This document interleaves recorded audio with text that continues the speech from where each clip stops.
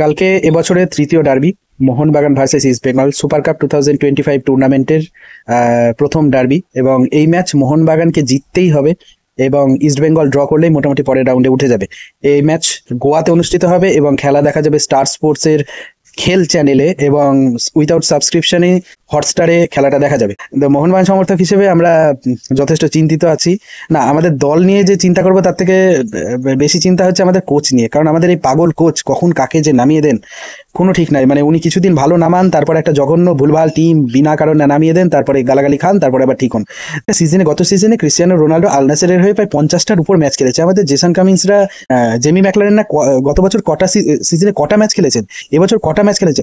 তারপরও তাদেরকে গোয়াতে প্রথম ম্যাচ খেলানোর পরে নেক্সট ম্যাচে ডেম্পোর বিরুদ্ধে 8টা প্লেয়ারকে রেস্ট দিতে হলো। কেন? তাদেরকে ডার্বির জন্য তরতাজা রাখার জন্য। ভাবা যায় মানে ফিটনেসের এমন লেভেল, এবং তার জন্য দায়ী কে? অবশ্যই আমাদের ম্যানেজমেন্ট। তো সেই করতে গিয়ে ডেম্পোর বিরুদ্ধে ড্র করে এটা ডার্বিটা আমাদের মাস্ট উইন ম্যাচ হয়ে গেল।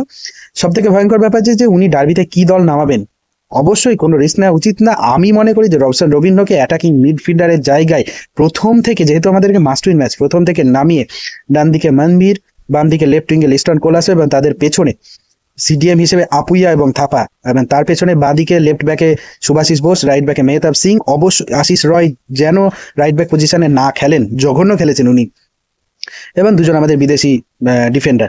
এর বাইরে আর কোনো নামাতে, যদি উনি নামানোর সাহস করেন তবে এই ম্যাচে জিতে বেরোতে হবে না। জেসন কামিন্স তো স্ট্রাইকার রে ভাই। লাস্ট 1.5 বছর ধরে জেসন কামিন্সকে তোরা নাম্বার 10 বানিয়ে ফেলেছিস, অ্যাটাকিং মিডফিল্ডার বানিয়ে ফেলেছিস, কিন্তু সে তো স্ট্রাইকার। জেমি ম্যাকলারেন যে জায়গাতে খেলতো, জেসন কামিন্সও সেই জায়গারই প্লেয়ার, তাকে তো সেই জায়গাতে লাস্ট 1.5 বছর ধরে খেলানোই হচ্ছে না। তো জেসন কামিন্সকে যদি নামাতে হয় তাহলে স্ট্রাইকারের জায়গাতেই নামাতে হবে, না হলে মিডফিল্ডে ইস্ট বেঙ্গলের 3টে বিদেশি প্লেয়ার আছে ভাই, দুর্দান্ত 3টে বিদেশি প্লেয়ার আছে। তাদের খেলা আটকাতে গেলে মাঝখানে রবসন রবিনহোকের দরকার। সাহাল আব্দুল সামাদ ভালো প্লেয়ার, কিন্তু তিনি পারবেন না। তাকে অ্যাটাকিং মিডফিল্ডার হিসেবে খেলালে তিনি গোল করার বল পাস করতে পারবেন না, এই ম্যাচ অন্তত পারবেন না। বাকিটা তো ওপরওয়ালা ইন্ডিভিজুয়াল ব্রিলিয়েন্সের উপর বেস করে আমরা ম্যাচ জিতবো এই আশাই করছি, কারণ দলগত সমষ্টির খেলা, মলিনার কোচিং এ যে জঘন্য জায়গায় পৌঁছেছে এই মরশুমে, সেটা নিয়ে নতুন করে বলার কিছু নাই। তো যাই হোক, ইস্ট বেঙ্গলকে শুভেচ্ছা।